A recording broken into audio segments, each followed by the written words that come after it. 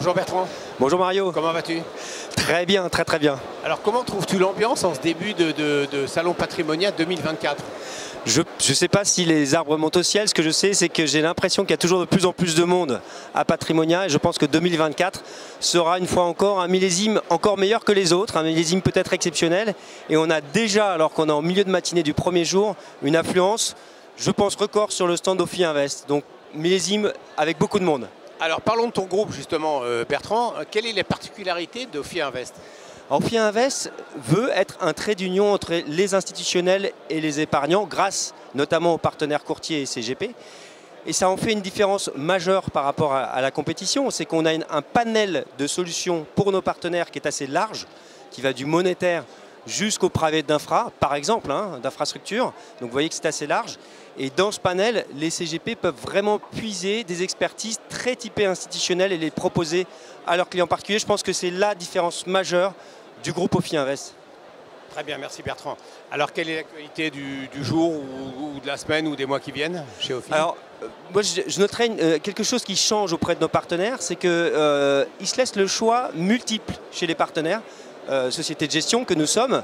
Avant, ils allaient chercher peut-être une expertise dans cette société de gestion, une autre.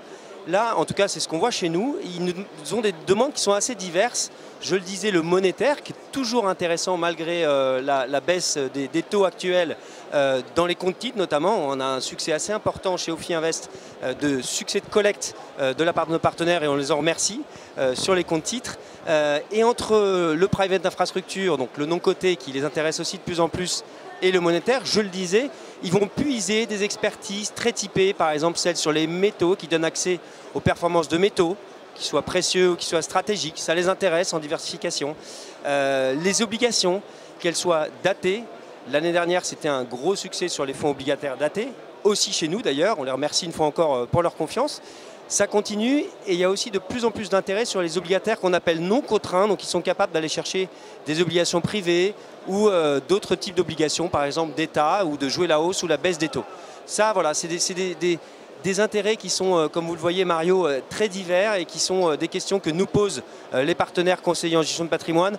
Alors, dans une moindre mesure, ils nous posent aussi des questions sur les actions.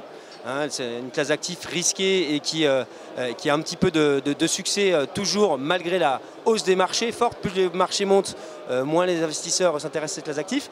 Et surtout les actions thématiques. Chez nous, on aime beaucoup la thématique des grandes marques. Très bien, merci Bertrand et un très bon Patrimonia donc 2024 à toute l'équipe d'Ophi Invest. Merci Mario, bon salon à toi aussi. À bientôt.